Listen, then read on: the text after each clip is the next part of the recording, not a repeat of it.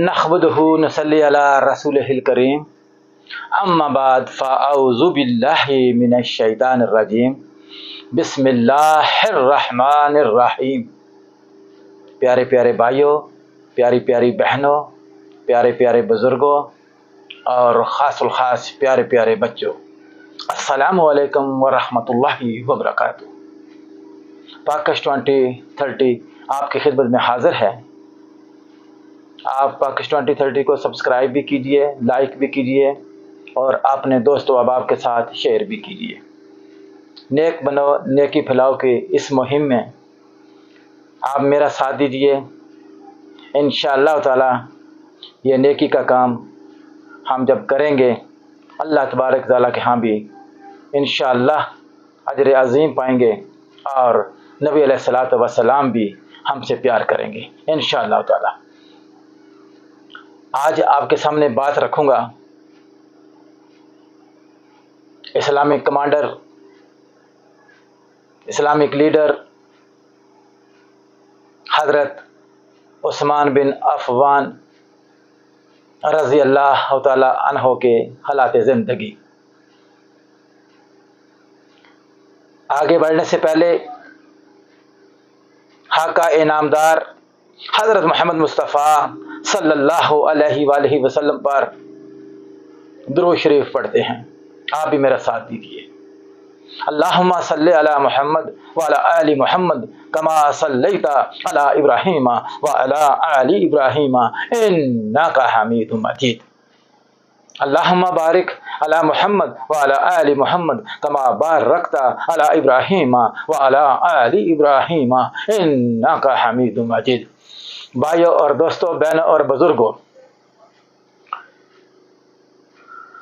اللہ کے نبی صلی اللہ علیہ وآلہ وسلم کی دنیا سے رحلت ہونے کے بعد خلیفہ وقت حضرت ابوبکر صدیق رضی اللہ تعالیٰ عنہ، خلیفہ دوم حضرت عمر فاروق رضی اللہ تعالیٰ عنہ اور خلیفہ سوم حضرت عثمان بن عفان رضی اللہ تعالی عنہ،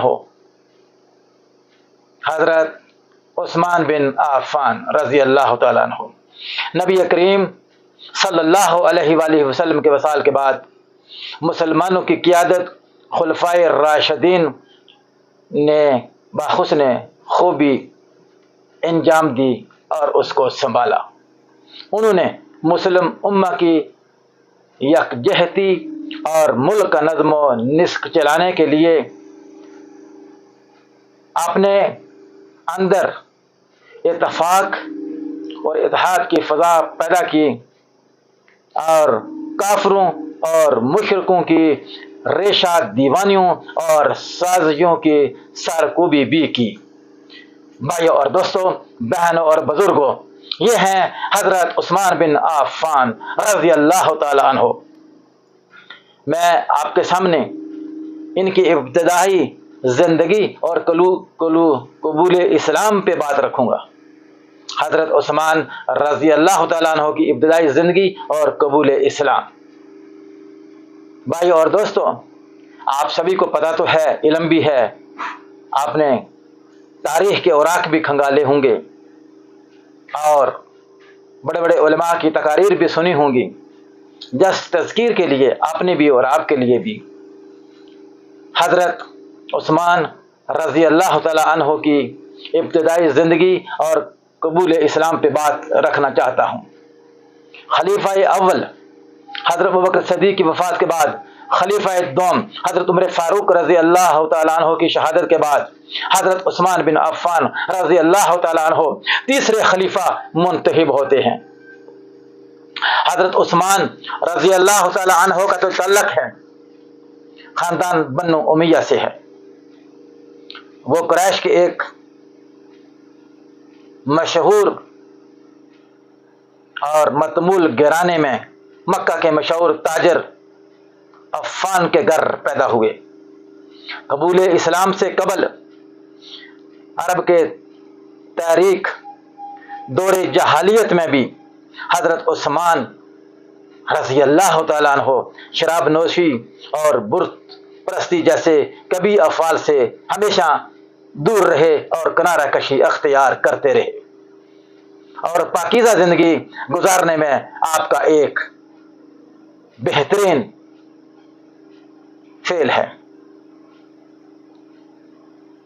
ان کا شمار مکہ المکرمہ میں ان چند خوش نصیبوں میں ہوتا تھا جو لکھنا پڑھنا بھی جانتے تھے، وقت گزاری کے ساتھ ساتھ وہ اپنی صلاحیتوں میں اضافہ بھی کرتے رہتے تھے، اور بالآخر ایک علمی شخصیت بن کر ابھرے۔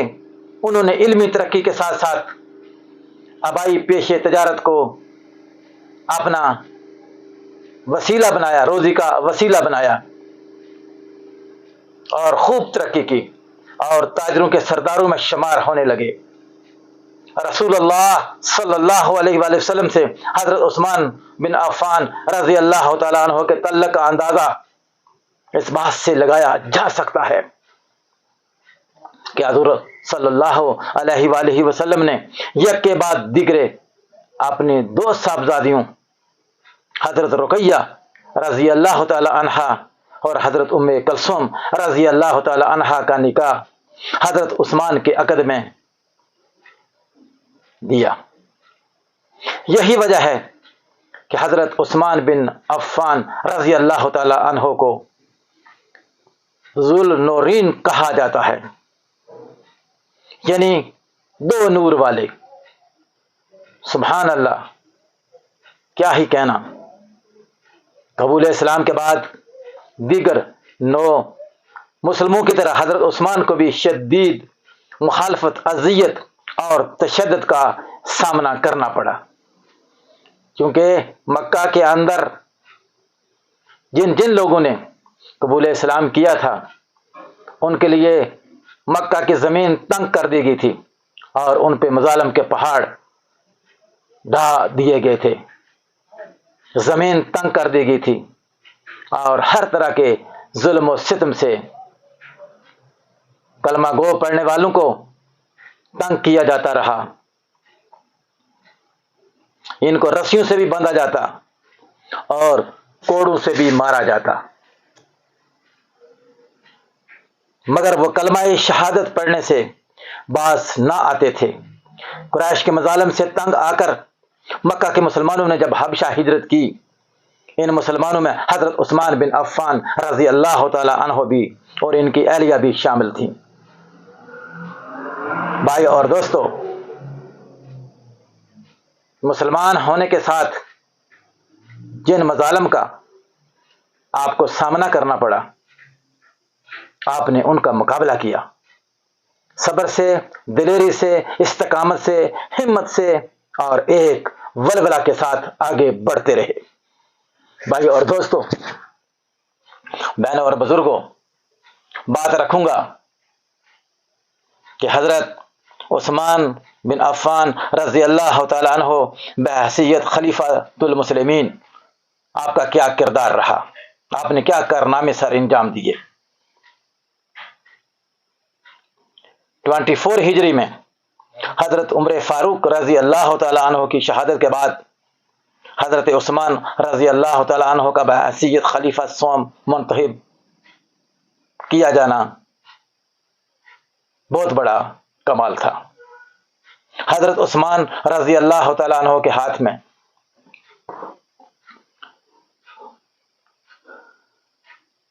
وہ سب کچھ نہیں تھا، لیکن پھر بھی لوگوں نے آپ کے ہاتھ پر سب سے پہلے بیعت کرنے والوں میں حضرت عبد الرحمن بن عوف رضی اللہ تعالی عنہ اور حضرت علی رضی اللہ تعالی عنہ شامل تھے۔ حضرت عثمان رضی اللہ تعالی عنہ کا دور خلافت تقریباً 12 سال کے عرصے پر محیط ہے۔ بھائیو اور دوستو، بہنوں اور بزرگوں، آپ یقین کیجئے کہ حضرت عثمان بن عفان رضی اللہ تعالی عنہ کا جو دور تھا وہ بھی ایک سنہری دور تھا، تاریخ کے اوراق میں، اسلامی اوراق میں لکھا جانے والا دور تھا۔ حضرت عثمان بن عفان کی زندگی کے اندر جن جن فتوحات کا مسلمانوں کو شرف حاصل ہوا، اس کی طرف بھی آگے بڑھتا ہوں۔ حضرت عمر فاروق کی شہادت کے بعد، شہرت کے بعد، ایک بہترین لیڈر، ایک بہترین سپہ سالار حضرت عثمان بن عفان رضی اللہ تعالی عنہ کو منتخب کیا گیا۔ آپ اپنی رحم دلی اور نرم مزاجی کی وجہ سے مشہور تھے۔ منافقین، یہودیوں اور نصرانیوں نے سوچا کہ جو علاقے حضرت عمر فاروق کے زمانے میں مسلم سلطنت میں شامل ہوئے تھے، آپ کی یاد دہانی کے لیے تقریباً آدھی دنیا پر حضرت عمر فاروق رضی اللہ تعالیٰ عنہ کی حکومت تھی۔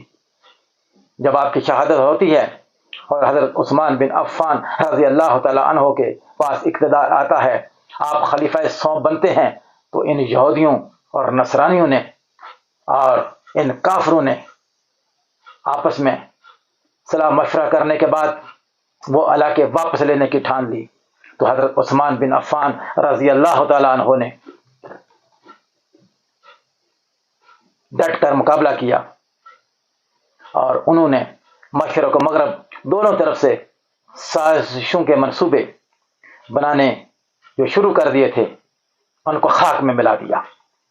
مسلم سلطنت میں بے چینی اور اضطراب پھیلانے کی کوشش آپ رضی اللہ تعالیٰ عنہ نے ناکام بنا دی۔ منافقین اور کفار حضرت عثمان بن عفان رضی اللہ تعالیٰ عنہ کی عسکری صلاحیتوں سے واقف نہ تھے۔ اگر ان کو پتہ ہوتا تو وہ مسلمانوں کے لیے مشکلات پیدا نہ کرتے۔ برکیف ایسے نازل وقت میں حضرت عثمان بن عفان رضی اللہ تعالیٰ عنہ نے انتہائی مہارت اور حسن تدبیر سے کام لیا۔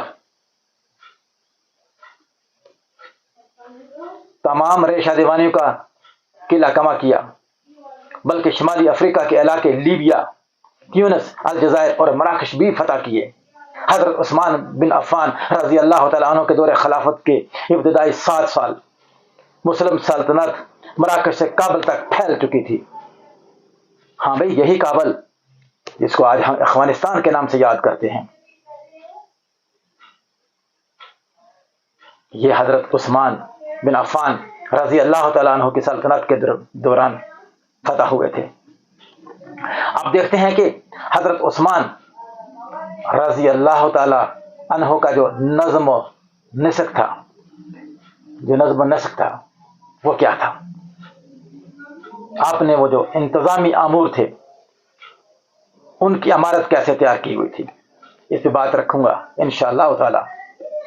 حضرت عثمان بن عفان رضی اللہ تعالیٰ عنہ نے خلیفہ اول حضرت ابوبکر صدیق رضی اللہ تعالیٰ عنہ اور خلیفہ دوم حضرت عمر فاروق رضی اللہ تعالیٰ عنہ کی طرح ملکی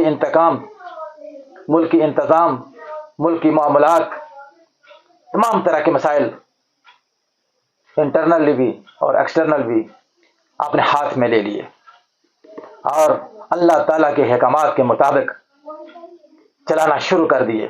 انہوں نے حضرت عمر فاروق کی ملکی اصلاحات کو بڑھاتے ہوئے، آگے لے جاتے ہوئے اسلامی سلطنت کے صوبوں کے نئے سرے سے حد بندی کا آغاز کیا، تاکہ نئے فتح شدہ علاقہ جات اور پرانے علاقوں میں ہم آہنگی پیدا ہو سکے اور نظم و نسق آسان ہو جائے۔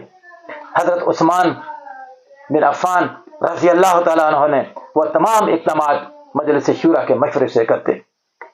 وہ بعد نماز جمعہ عوام کی شکایات سنتے اور پھر ان کا ازالہ بھی کرتے تھے۔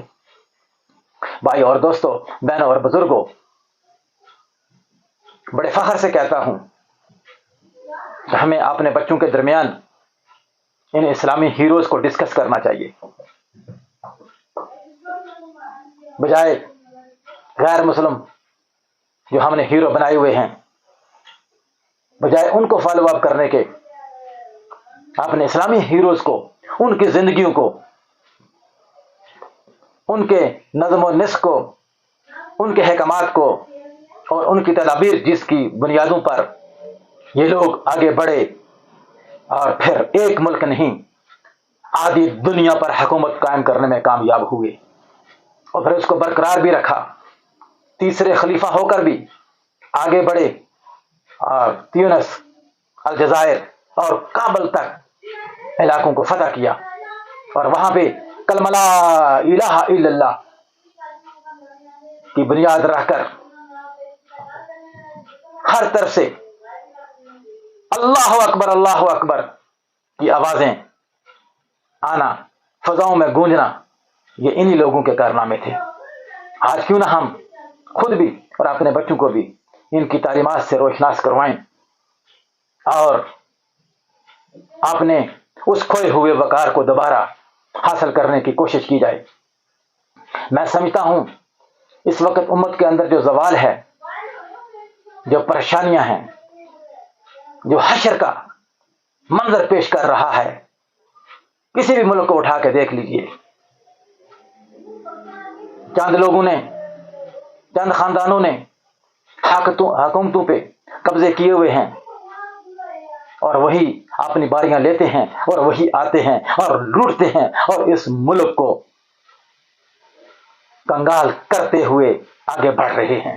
کیوں نہ ہم فیصلہ کر لیں کہ ہم اپنے آباء و اجداد، ہم اپنے اسلامی ہیروز کی زندگیوں کو دیکھتے ہوئے آگے بڑھتے ہوئے آنے والی الیکشنز میں ان تمام ایول طاقتوں کا بائیکاٹ کر دیں جو ہمیشہ گرگڑ کی طرح رنگ بدلتے ہیں اور پھر ملک پر قابض ہو کر بجائے عوام کی فلاح و بہبود کے عوام کو مزید دلدل میں دھکیلنے میں ان کا کردار ہوتا ہے.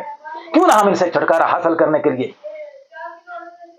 نئی قیادت کا انتخاب کریں، نئے لوگوں کو سامنے لے کے آئیں جو کہ ایماندار بھی ہوں، خدا سے ڈرنے والے بھی ہوں اور خدا کی زمین پر خدا کا نظام لانے والے بھی ہوں اور امیر و غریب کی جو تفریق ہے اس کو ختم کرنے والے ہوں. آئیے آج سے عہد کریں کہ ہم آنے والے الیکشنز میں ان لوگوں کو ووٹ دیں گے جو اللہ سے ڈرتے ہیں، نمازوں کا اہتمام کرتے ہیں، غریبوں کی امداد کے لیے سر دڑ کی بازی لگانے میں پیش ہیں. ان لوگوں کو پہچانیے، یہ آپ کے مشکل وقت میں آپ کے کام آتے ہیں. جنگ ہو، جدل ہو یا پھر اور معاملات ہوں، یہ لوگ ہمیشہ پیش ہوتے ہیں. کیوں نہ ان کو بھی آزمایا جائے اور پھر اس ملک پہ یہ جو کلمہ طیبہ کے نام پہ حاصل کیا گیا تھا اس پہ انہی کو حکمرانی کا حق دیا جائے.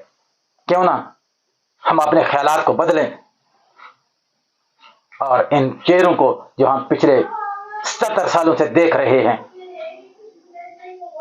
کوئی بھی ہوں، نام لینا مناسب نہیں ہے، لیکن آپ سمجھدار ہیں، سینسیبل لوگ ہیں، آپ سمجھ گئے ہوں گے میرا اشارہ کس طرف ہے.